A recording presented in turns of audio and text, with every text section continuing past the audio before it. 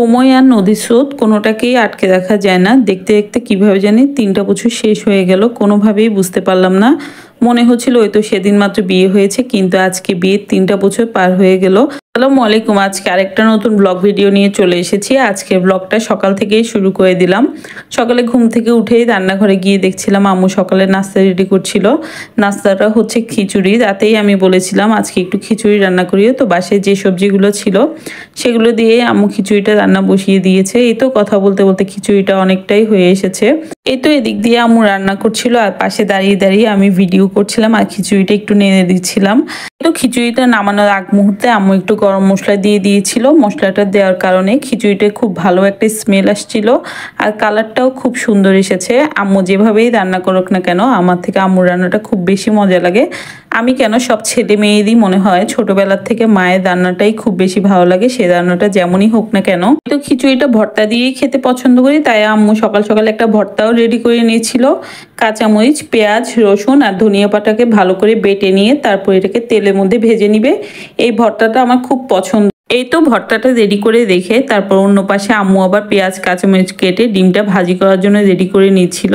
কিন্তু খিচুড়ি দিয়ে ডিম ভাজি খেতে আমার একদমই ভালো লাগে না, তাও আম্মু রেডি করছিল। এই তো ফাইনালি খিচুড়িগুলো নিয়ে বসে গিয়েছি। খিচুড়িগুলো খেতে খুব বেশি মজা হয়েছে।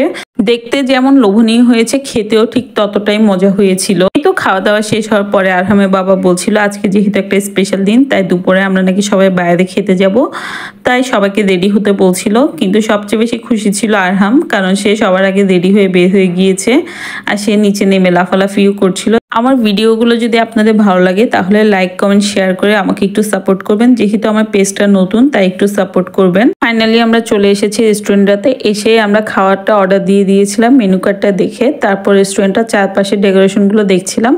এসির মধ্যে যে একটা কারুকাজ আছে সেটা আমার থেকে খুব ইউনিক লেগেছে আর সুন্দরও লেগেছিল। এদিকে টিভিতে প্রতিটা আইটেমের ছবি আসছিল, দেখতেও খুব সুন্দর লাগছিল। কথা বলতে বলতে আমি তো ভুলেই গিয়েছি রেস্টুরেন্টের নামটা বলতে। এটা ছিল পেয়ারি আগ্রাবাদ মোড়ে, চিটাগংয়ে। এই রেস্টুরেন্টটাতে আমার আগে কখনো আসা হয়নি, এই প্রথমবারই এসেছিলাম। যদিও ফেসবুকে এই রেস্টুরেন্টের অনেকগুলো ভিডিও ক্লিপস দেখেছিলাম, কিন্তু আগে কখনো আসা হয়নি, এই প্রথমবারই আমি এসেছি। আর এই রেস্টুরেন্টে তেহরি ছাড়া অন্য কোনো আইটেমই নেই। তো আমরা ভাবলাম আজকে সবাই চিকেন তেহরিটাই খাই, যেহেতু বাচ্চারা আছে তারা চিকেনটাই খেতে বেশি পছন্দ করে, তাই সবার জন্য চিকেন তেহরিটাই অর্ডার দিলাম। খুব মজা ছিল তাদের তেহরিগুলা। খাওয়ার পরে আমরা চলে গেলাম তাদের টি স্টলে, সেখানে তাদের চাটা ট্রাই করলাম। চাটা আমার থেকে খুব মজা লেগেছিল। এটা ছিল বাটালি গুড়ের চা, খুব ভালো একটা স্মেলও ছিল চায়ের মধ্যে। তারপর আরহামের বাবা বলছিল তার নাকি অনেকদিন ধরে পতেঙ্গা বিচে যেতে ইচ্ছে করছিল, তো আজকে এই সুযোগে আমরা পতেঙ্গা বিচেও গেলাম, ঘুরে চলে আসলাম। এই তো সবার শেষে আমরা ফুচকা চটপটি খেলাম।